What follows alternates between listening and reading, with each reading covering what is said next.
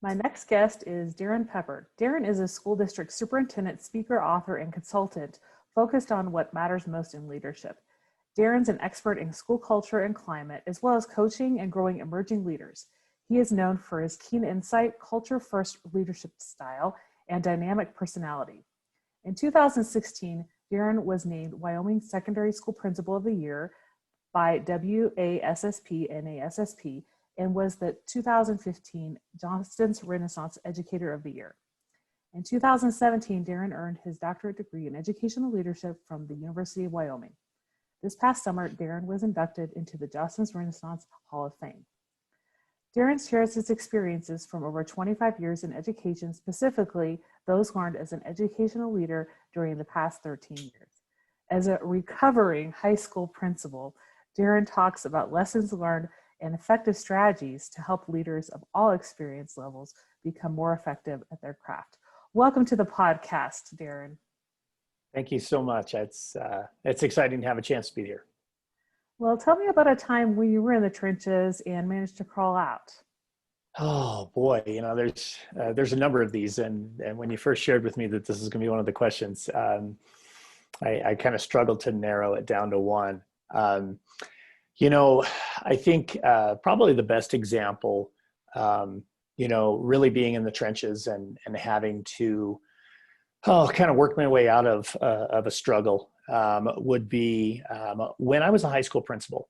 I actually, in the time that I was a high school principal, I had 3 different superintendents. Mm-hmm. And each time I felt like there was kind of a getting lost deep in the trenches and having to kind of scaffold my way out. And in each of the 3 cases, it was very different. With my first superintendent, I had been the assistant principal in the building where I became principal. And in that role, I was in charge of anything to do with instruction that happened in the classroom. And the thing that he had told me the most was, I want you to be the instructional leader of the building. And I already was. And so I really struggled with, well, what does that mean in this new role? And how do I best facilitate my 3 assistant principals to ensure that their work is meaningful and allows them to grow and advance in their career? When we transitioned to the second superintendent after my first one retired, it was someone who came from a very large system, wanted to make a lot of very rapid changes. And it was very, very difficult. And now it wasn't really focusing on myself. It was, how do I help everybody else maintain balance, continue to focus in the direction that we had established as a school that we really wanted to go, when we had someone making just these massive sweeping changes in a very, very, quick period of time. And then the next transition would be moving to that third superintendent who tried to kind of bring calm out of the storm, and being able to take where we were as a school and really move ourselves forward. We were really focused on increasing our graduation rate and like most schools, always improving student outcomes. And the work I really had to do at that point, while maintaining that, was to rebuild a lot of culture that unfortunately had been torn down in the period of time that second superintendent was there. So now I could give you tons of different examples, but those 3 just kind of jump out because it was, something that, even though it was a transition from one superintendent to another, each time it was dramatically different. Yeah, and you talked a little bit also in your book and on our pre-chat about your transition from being an AP in that same building to being a principal. And you're right how, it was 40 feet or down the hallway, but it might as well have been 200 miles or something like that. So that was a very interesting time for me. First off, I had just started my doctorate degree coursework like 6 months before I became the principal, which that's not necessarily a good idea. But I didn't know that was when that was going to happen, of course. And then, moving from one office to the other, 40 feet down the hallway, it might as well have been 400 miles, because what I thought the change in the two roles would be and what it actually was were two very, very different things. Mm-hmm. So elaborate a little bit on just the expectations of the first school that you led, and how you managed to bring your own ideas into the culture. You talk a lot about that in your book, The Road to Awesome, and you have a lot of pictures about examples of, just displaying student work, and tell me a little bit about, how you were able to have both students and faculty, as you call them, take pride in the school. Yeah, that's that's an interesting thing to reflect on, and yeah, definitely I hit that pretty heavy in the book. As I went through the process when I first came to that school, my job when I came there was to be in charge of discipline and attendance, Mm-hmm. and I had this group of teachers who they wanted me to just bring the hammer. And Mm-hmm. boy, if we focus on punishment to gain compliance, then we'll get what we want. And Mm-hmm. first of all, that does not work, nor should it ever be anybody's actual strategy. It just flat doesn't work. And unfortunately, I fell right into that culture in that first year. And it was partway through that first year, we were having a staff meeting, and I talk about this at length in the book. And actually, I think this is where, for me, the road to awesome actually started. Mm-hmm. In this particular staff meeting, we were talking about what are we going to do with hats and cell phones. And unfortunately, I think there are still schools around the country who have this conversation annually. And we were somewhere between have them put their cell phones in the little calculator thingies, and if you just smash one to oblivion, they'll all get the message. When a social worker in the room named Spring raised her hand, and she hit me with two questions that they just rocked me right back onto my heels. And they were just back to back. And it was, why does it always have to be about what they do wrong? Mm-hmm. Followed very quickly by, why can't it be about what they do right? And in that moment, there were a handful through the room who I think felt the same way I did. And then there were a handful who were indifferent, and some who were like, oh boy, here we go, Mm-hmm. Flowery social worker kind of thing. But that's not what it was at all. It was, we really need to take a look at our culture. Mm-hmm. And what we see in our culture, and what I now reflect upon, was we were all about catching people doing things wrong, whether that was our kids or it was our adults. The phrase that was used by our leadership team, there were 4 of us on the leadership team, was, I'm going to ding that kid, or I'm going to ding that teacher. And it was never about growing. It was never about being supportive. It was about just control. And after that meeting, I had a conversation with our principal, and I just said, we got a problem with our school culture. And he said, I know, but I really don't quite know what those steps are. Do you have a plan? And that's honestly where Jocelyn's Renaissance came into my life, and really, really changed me. It started becoming about what were the things that people were doing right, and let's shine the spotlight on those things, as opposed to always putting the spotlight on negative behaviors and on poor grades and on poor attendance. We were able to shift over a period of time, dramatically in the first couple of years, and then in the 11 years that I was there, quite substantially, from a graduation rate under 70% to the high mark when I was there was 84%. And then a attendance rate that was also 84%, but for attendance rate, that's not a good number, to well into the mid 90s when I left. And the focus was just, let's recognize, let's reward, let's reinforce the things that we truly value. And I think that was probably the most important work that we did, was let's take a step back and talk about what is important to us. What do we truly value? And let's start really putting the spotlight where it belongs. And that work carried me, all the way through my time at that high school, and continues here in the district where I'm a superintendent. And by no means here was the culture as broken as it was there when I first arrived here. Good, strong community, very small school district, but still we had some work to do around really building that culture that recognizes, reinforces, and rewards everyone, not just a select few. Mm-hmm. Mm-hmm. Yeah, that really shines. I, mentioned a little bit about when you Google your school district and on the superintendent's page, there's a video there that Jostens Renaissance helped make, and there's a song. And if you can tell me a little bit about just kind of what came about and when that song was written and who wrote it and performed Yeah. it, and it shows a lot about the school culture. And I think it's about a 3.5 minute Yeah. video. It is, and it's not one that I can take any credit for, other than a lot of the video was shot at my high school. Mm-hmm.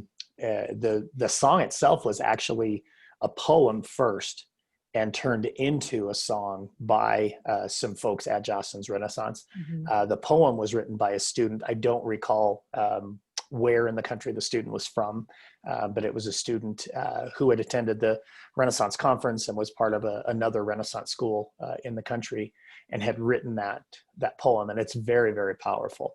I love that video for a number of reasons, part of which is that my high school, where I was the principal at the time, is featured quite a bit Mm-hmm. in that video. Most of the rally shots and shots in costumes and some of those kinds of things were shot at my high school.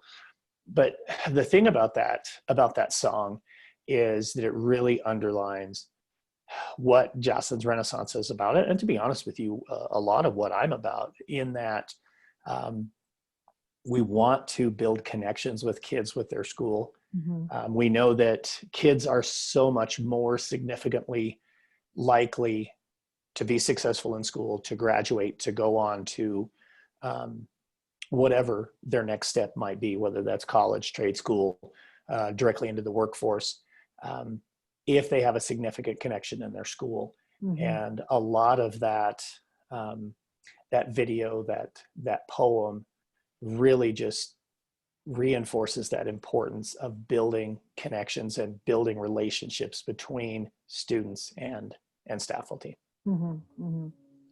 Yeah, I think that's such a powerful message to share, and a lot of what you've talked about in the book, and my previous question about the in the trenches story about a lot of the schools even today, they're thinking about what can we catch kids doing wrong, right? And I know we're focusing now with reopening schools during the pandemic a lot more on social emotional learning, but I think that mindset of getting rid of cell phones and seeing who's skipping class right out in the commons, or sweeps, tardy sweeps, those type of things. That's been a lot of the mindset of a lot of schools and leadership teams. And I think reading your book and adhering to this philosophy about having students and staff take pride in the school is what can really help the school culture turn around. Oh, well, without question. And there's a lot of conversation, and has been for a number of years, but right now, I think coming out of the pandemic, I've heard it in a number of conversations, heard it on a lot of podcasts and so forth. I've said it several times too, that this is an opportunity for us to really change the face of education, and specifically in high schools. Yeah. But we have to be willing to move away from that old model where we reward those who are only good at playing the game of school.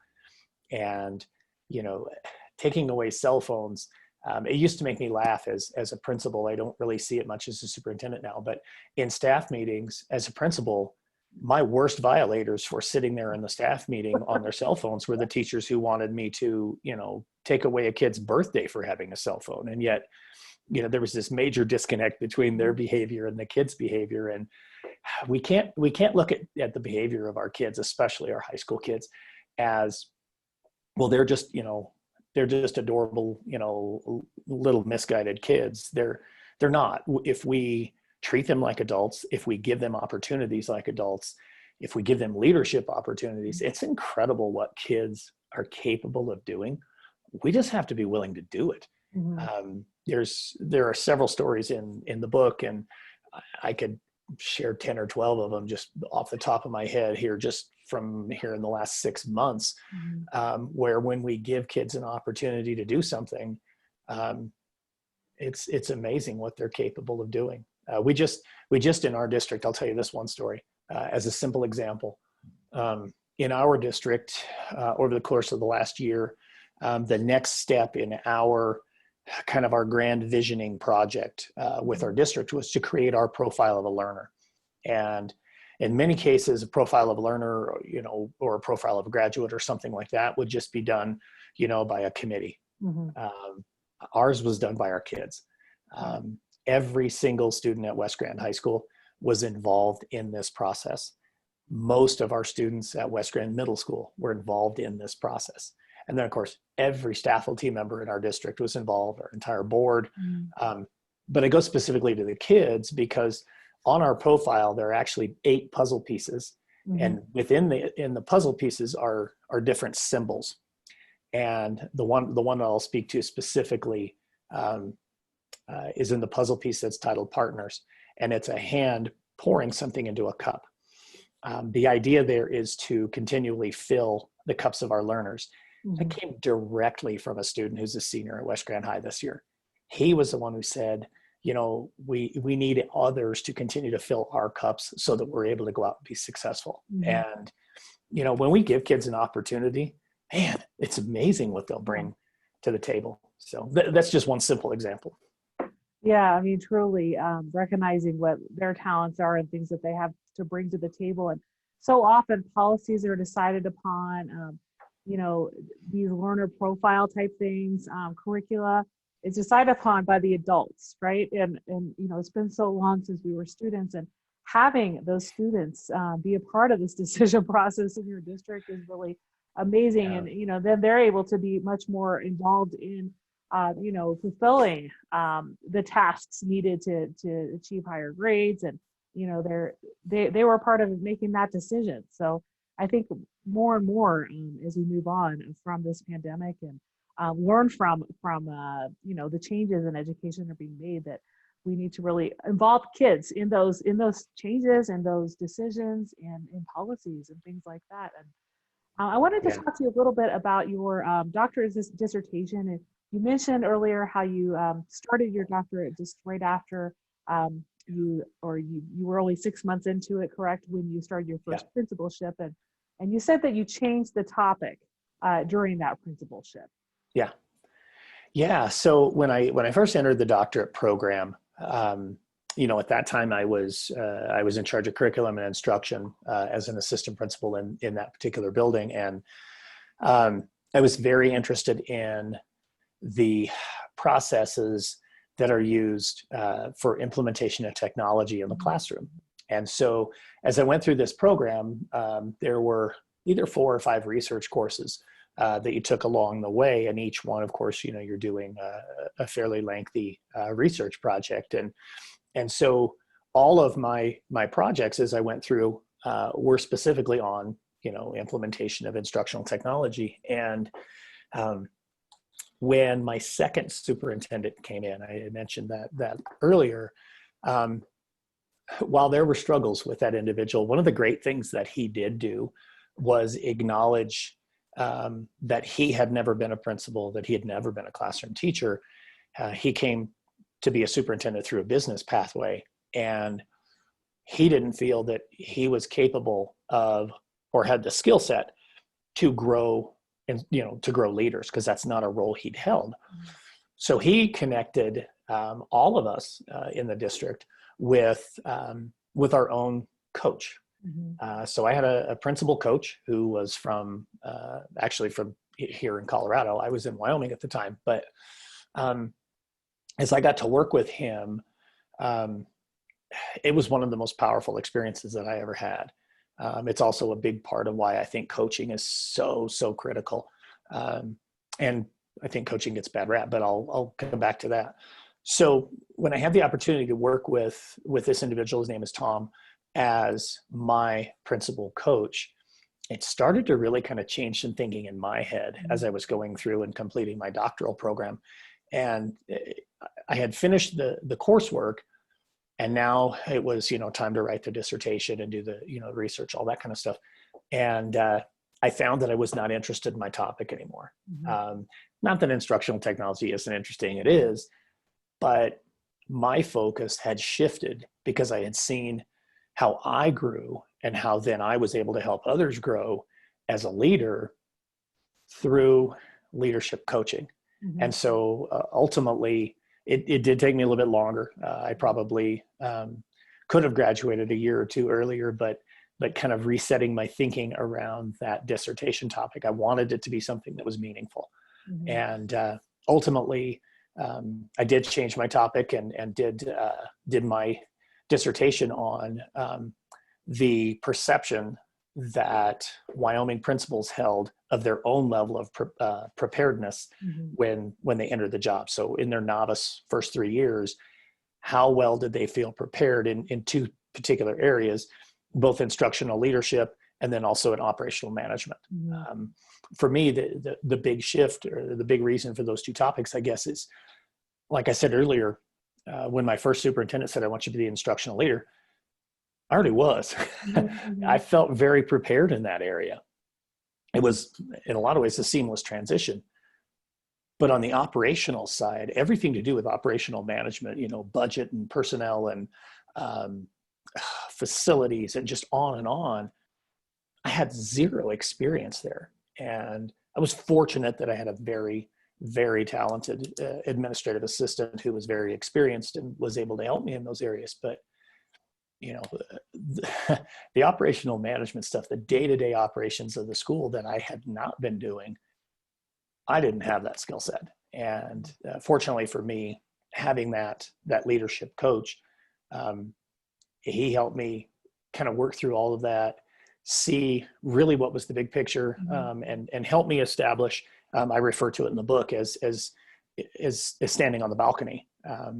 What were the things that were truly important to me that I would go, visually, and actually for me, it was physically. I went and stood on the gymnasium balcony. That was like my space, where I could look down, if you will, and how am I doing in these particular areas? And so it was for all of that I redirected my dissertation, and ultimately was very proud of the project. But a lot of it had to do with finding something that was meaningful, and that I was really passionate about.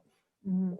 Yeah, you talk a lot in the book about, when you started that principalship, and, you wrote about kind of your feelings about, you were hired to be the principal, so you should be the be all end all, right? And the Yeah. knower of all things, right? The biggest mistake a person can make. Yeah.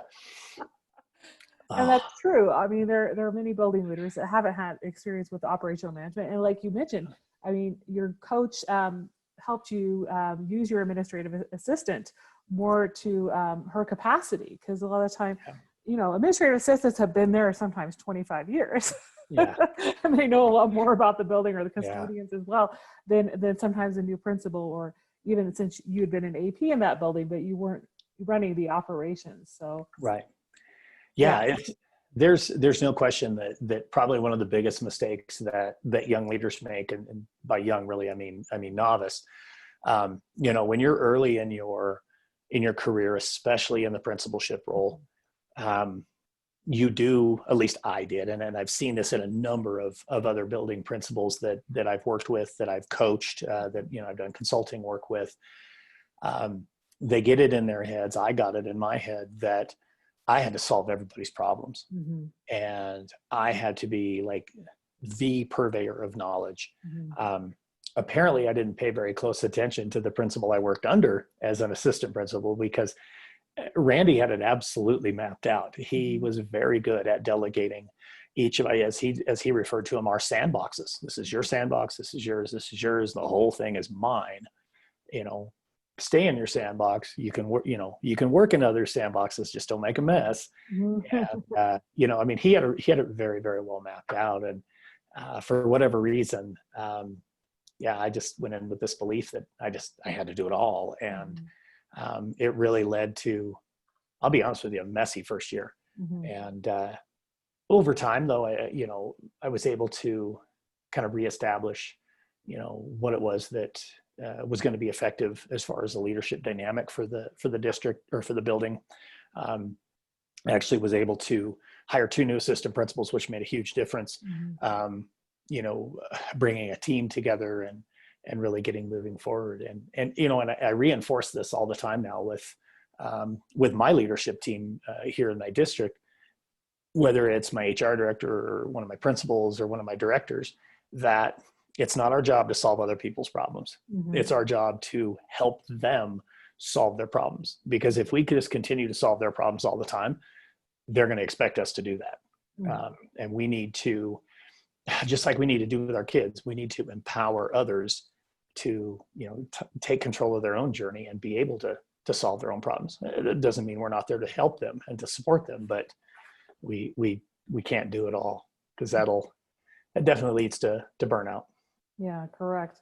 I'm interested in knowing one of those takeaways or ahas that you got from your research during your dissertation on what was something that they were mostly unprepared for as they entered the principalship. It was really interesting because I had this, and you try to set your biases aside, obviously, when you do that. But I had this belief and kind of this hypothesis that most would be like me, and that they really did not have the skill set to do the operational stuff. But really, it was a little bit more in the direction of folks felt pretty good with operational management, but really struggled inside that realm of instructional leadership around culture building, around being able to lead professional development. Mm-hmm. It was a really interesting mixed bag, which made me wonder, is it the way that we prepare principals inside of districts Mm-hmm. that maybe is a flawed system, or is it the university system? Mm-hmm. Not certainly by no means to blame any universities, but Mm-hmm. when you go through a university program, it's pretty spelled out. You're going to take a class in this, and I don't feel that my program prepared me at all to be a principal. Mm-hmm.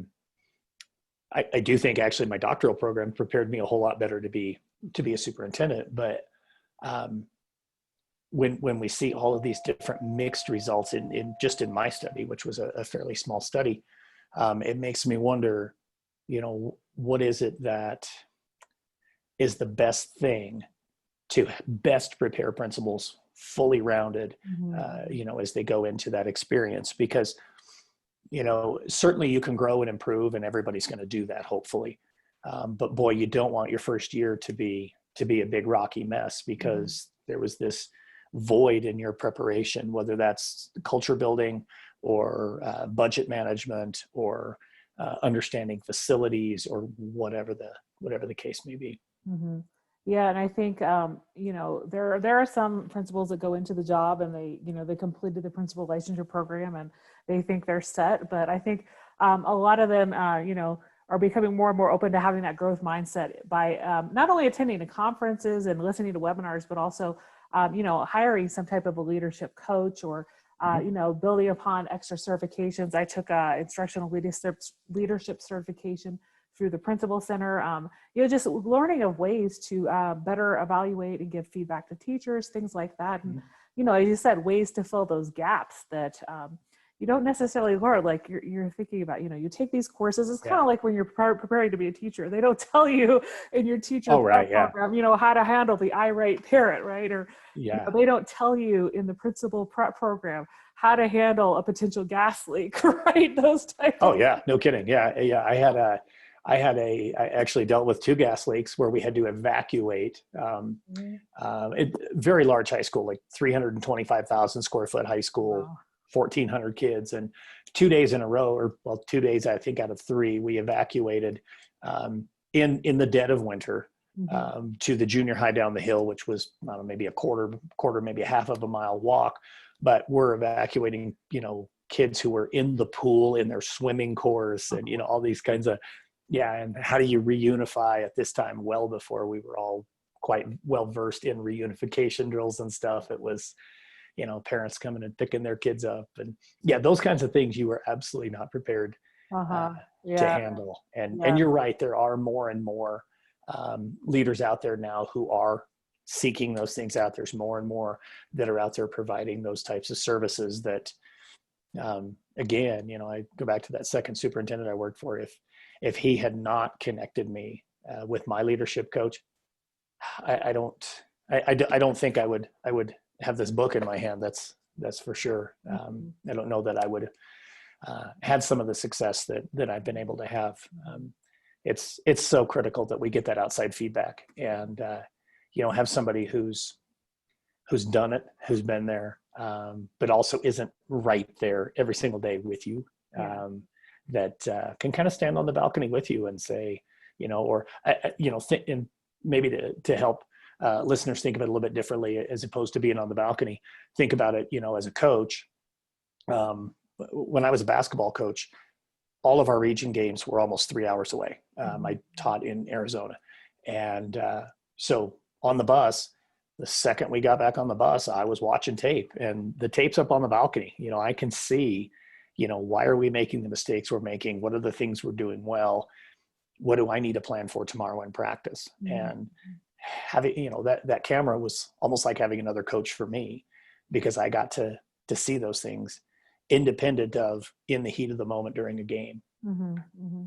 Yeah, you started out in your book and talking about when you first met with him and he came to your school and you did walkthroughs and you were thinking like, well, I know how to do walkthroughs. What are we doing? Yeah, I know. He wanted to hear what you saw in the classrooms versus what he saw. And that's such a growing opportunity, because it could be vastly different things. And you might not be looking for the right things when you're doing those walkthroughs. I mean, a lot of principals and APs, they think those such simple things, but getting a new perspective and a lens on that as well. Yeah, it was, I'll never forget that day. We, before we even made it all the way to my office, I'd gotten bombarded with requests from teachers. I had some angry parents in the office, a bunch of requests from kids, which I never even got to that day. That still bothers me that I wasn't able to get that done that day.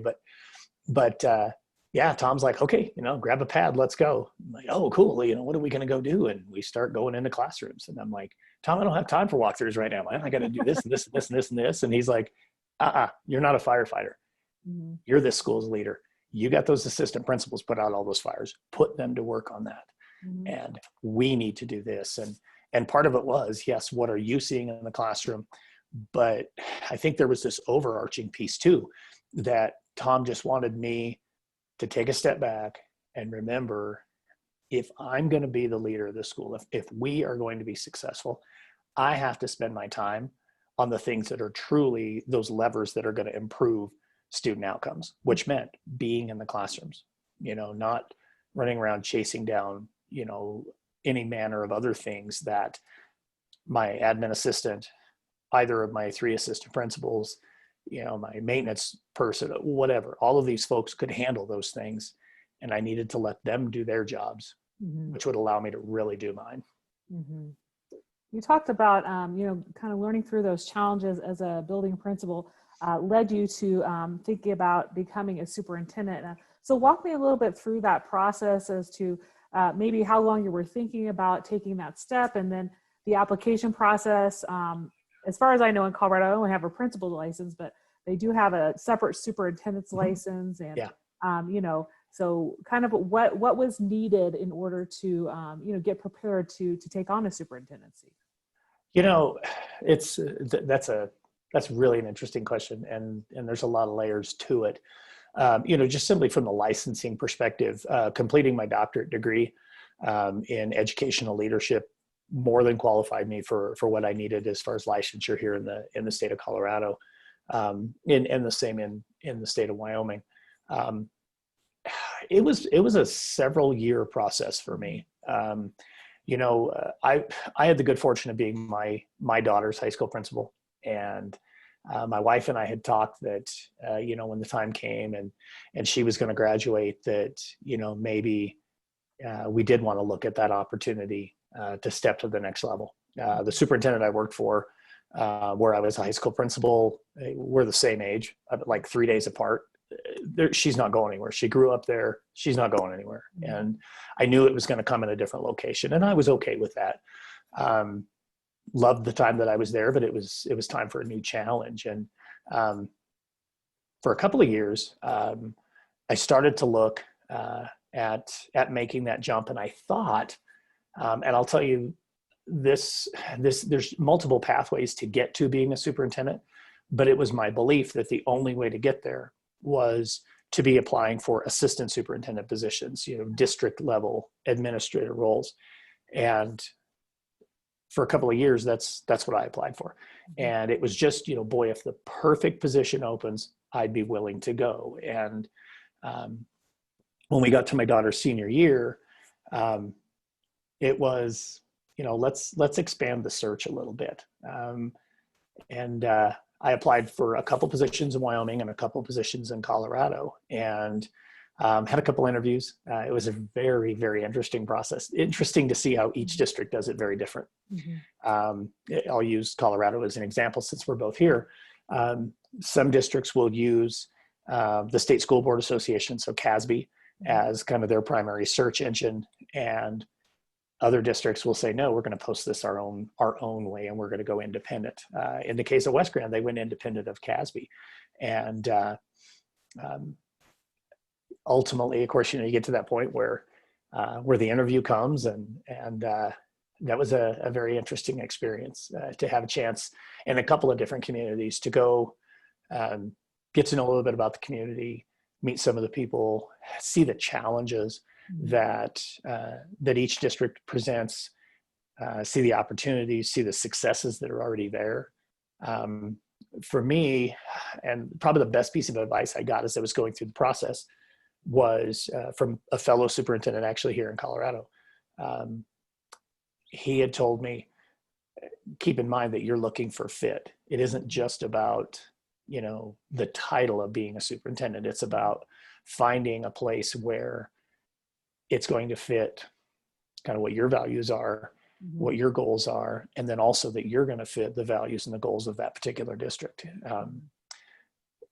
Definitely a great learning opportunity for me. And now I'm in my fourth year here as a superintendent in this district. And it has been a great learning opportunity and a great opportunity to grow even further as a leader because now I'm able to impact an entire system as opposed to impacting just one school.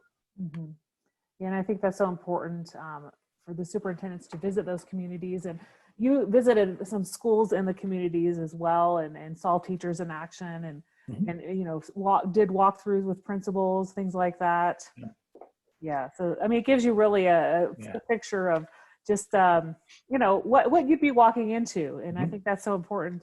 Whether superintendents are looking for a new job within the same state with districts that they know, or they're going across the United States. So yeah, absolutely. Well, and right now, I think we're at a point with technology, with social media and so forth, that we're not just confined to a small area. Superintendents move all over the country. And based on a lot of different reasons, whatever their goals might be or what have you. But it is critical that when you're looking to make that move and you have the opportunity to interview for one of those positions, to be a finalist in one of those positions, that you genuinely go and demonstrate interest in that community. There were in this position, there were 3 of us that were finalists. One dropped out just a couple of days prior to our final interview. And of the 2 of us that were left standing, I spent 2 days in the community, and that person drove in and drove right back out, the other person. And I'm not saying that's why, but, that I got the position and that they didn't. But having the opportunity to spend a couple of days in the community, I'm certain I knew a whole lot more about the community, about the needs of the community. I got to know some of the kids, got to know some of the teachers. And, I think that goes a long way. I mean, to me, it was about demonstrating and not putting on a show. It was just about demonstrating genuinely that I am all about relationships, and I wanted to start building relationships right away. Yeah. Definitely. And that'll help also as you start a position when the contract starts, or even prior to the contract starting. And, I've seen a lot of superintendents in the Denver, Colorado Springs area when they started, and, the past couple of years, and they have those, the kind of coffee chats, with the community. They set up different times to meet with community members. And I think that's so important, because you're serving the whole community, not only the parents and the students in the buildings, but to make yourself available to go talk to anybody within the Yeah. community that wants to find out more about you and your vision. Yeah. Well, it's essential that superintendents, and this I think is true of principals as well, we have to do everything we can to control the narrative about our schools and to tell the story of our schools. All too often, I think the story of our schools get told by some test score or by some review that somebody leaves on Great Schools or something like that, whether that's positive or negative. When in reality, every school district in America has some amazing things happening. It's just whether or not we're willing to put the time in to telling that story. And if that means, sitting and having coffee chats, I'll tell you, I jokingly refer to the coffee shop here in Kremling, Big Shooter's Coffee, as my office away from office. I am there all the time. That's where I like to have meetings, not just because I really, really enjoy an Americano down there, but because so many people in our community are going to come and go. And to be honest with you, I think our community probably knows if I'm going to go look for Darrin, that's where I'm going to go first, because you're probably not going to find me in my office. I am in my office now, but usually I'm out and about in one of the buildings or I'm somewhere in the community. So the superintendents who are doing those kinds of things, that's the right work to do. Mm-hmm. Well, let's transition a little bit into talking about your book and how long it took you to write the book, and then when it got released. I think it was released pretty recently, and kind of the process of getting it published and tying it all together. Yeah. So I finished my dissertation. Actually, the day I got a phone call that I was a finalist for this position was the day I was defending my dissertation, and graduated the day after I interviewed here. Wow. And I would have sworn that day, if you had asked me if I'd ever write anything again, no, there's no way. I will never write anything again. But about 6 months later, it was, that passion for leadership and for growing leaders just continues to bubble to the front for me. And I remember telling my wife in January of 2018, I want to write a book. And she's like, okay, what do you want to do with that? And I don't know. So it took quite a bit of time I just knew I wanted to write a leadership book. And I knew I did not want to write the same canned book that a number of authors have written, which is do these things and I guarantee you'll be successful, because that's a struggle. There are a number of great leadership books out there that talk a lot about some great leadership strategies. There are some other books that are out there that don't necessarily tell you what to do, but provide a lot of great philosophical ideas. And I love those books. And I wanted to land somewhere in between. And unfortunately, the first year and a half that I was trying to develop writing a book, I could never get past about 1,500 words. And I found that I just couldn't stand what I was writing, because it was going in that direction of either just do this or just don't do this. There was a lot of, trying to identify those things I'd seen in myself and in other leaders that wasn't successful. And I'm like, no, that's not really where I want to go. And then I just took a break from it. And then in January of this year, 2020, I kind of caught the fire again and started writing, and might have even been in December of 19. Just right around that holiday break time, I started writing again, and it started to kind of flow. And I was inspired by a friend of mine who's also an author, Jonathan Alsheimer, who wrote Next Level Teaching. He just gave me a little bit of advice and said, you should really just reach out to a publisher, because if you can get something in the hands of a publisher, even if it's just a couple chapters or it's just an idea of what you want to write, then that's going to hold you accountable to getting moving. And I did. I reached out in February to a publisher and submitted 3 chapters a few weeks later, and that seemed to kind of hit a stall as I continued to write. And then I decided, there are more publishers out there, so let's try another one. Mm-hmm. And submitted to Codebreaker, Mm-hmm. which is a publishing company in Ontario, and immediately got a response and submitted basically a finished draft. There were still some modifications left, but submitted essentially a full draft in April. Mm-hmm. And the very next day I had a publishing contract from them. And then we started the whole process. And you asked about the process, and holy cow, what a learning experience this was. Especially, and God love him, Brian Aspinall, who runs Codebreaker, and Daphne McMenemy, who's his editor. They run at one speed, and that speed is go, which was great, because we went from, mid-April signing a book contract to July 1st, the book was live. Mm-hmm. And, I would have never guessed that it could happen that fast, but, everything from the editing process to cover design, my cover, even though it's a photo, was designed by one of my students. It's another example. Give your students an opportunity. A senior a kid who graduated last year from our high school, has the cover design credit in my book, and just a really interesting experience. And now it continues to be an experience, learning about continuing to advertise for the book, and push it out there and let people know what it's all about. Yeah, that's so impressive that you were able to, get that off the ground once you picked it back up in December and wrote it throughout, kind of finishing it during the pandemic and all these changes that were happening. Yeah. But then, contracting with that publisher, and as you said, they pushed you to just get that edited and get it off the ground. And I think it's a great, it's kind of a guide. It's just, like you said, you're kind of falling in the middle. It's talking about what you did and what your philosophy as a leader, and sharing those experiences. And I think those are the best type of leadership books to read, because it's not so much a theory, but it's the practice. It's hearing what people have done and how they've been able to change things and move people, right. Yeah, well, and that, honestly, that was my goal. I mean, ultimately, when the book started to fall together, and really just started to flow, it wasn't just, look, hey, here are the 6 things I think are most important in leadership.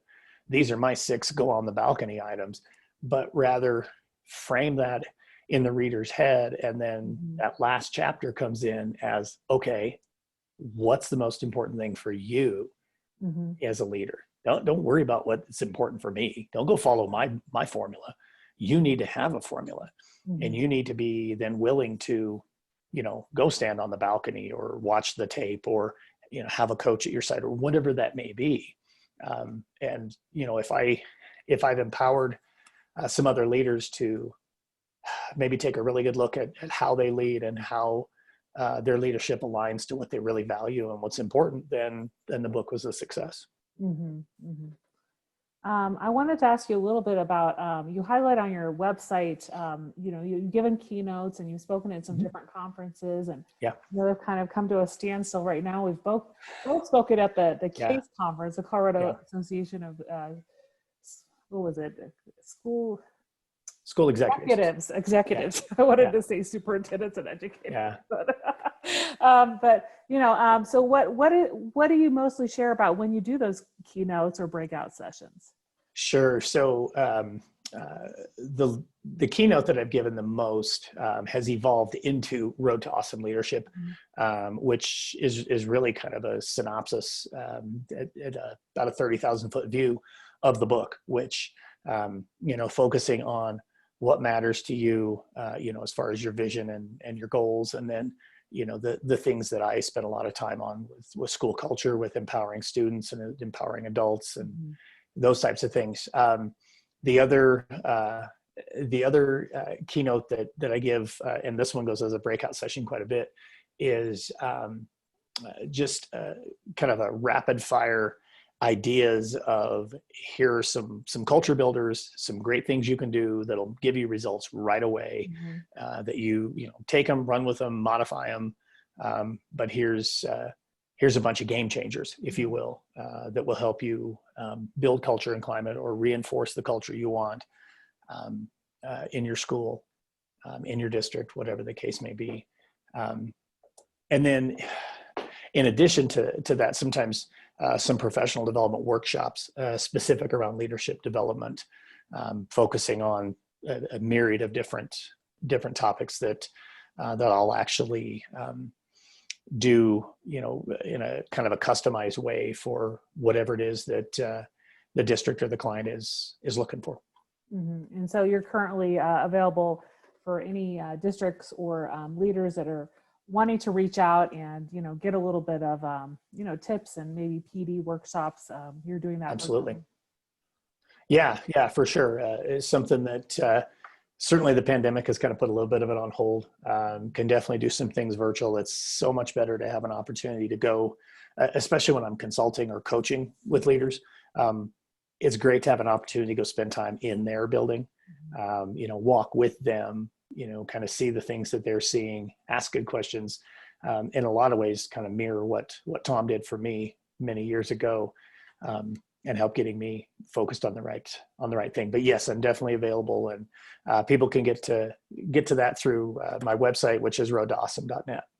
Okay, great. Well, as we come to an end of the podcast, out of everything we talked about today, what's one thing in particular you'd like listeners to remember? Leadership matters. Bottom line, leadership matters. Right now, we're at a very critical time, not only in education, but a critical time in our country, in our state, in our communities, where leadership is so important. And specific to schools, leadership is the single most powerful lever we can press to make a difference in student outcomes. Great leadership is going to result in having not just one or two isolated great teachers, but an entire team full of great teachers, empowered teachers, teachers willing to take a risk, teachers who are willing to innovate and create. And when you have teachers who can do that, kids are going to emulate that too. So having great leaders in our schools and in our districts right now is absolutely essential, because leadership matters. Great. That's so important to remember as we, start the school year and, go through any challenges that are going to probably arise throughout the school year. We're all going to have them. Yeah. Where can people reach you online? I know you mentioned your website, but you're also on social media as well. Yeah, on all of the social media platforms. So my big three are Facebook, Twitter, and Instagram. And I'm at Darrin M. Peppard on all three platforms. Great. Well, thank you so much for being on the Out of the Trenches podcast. Have a great rest of your day. Thanks so much, Dana. I really appreciate it. Have a Road to Awesome day.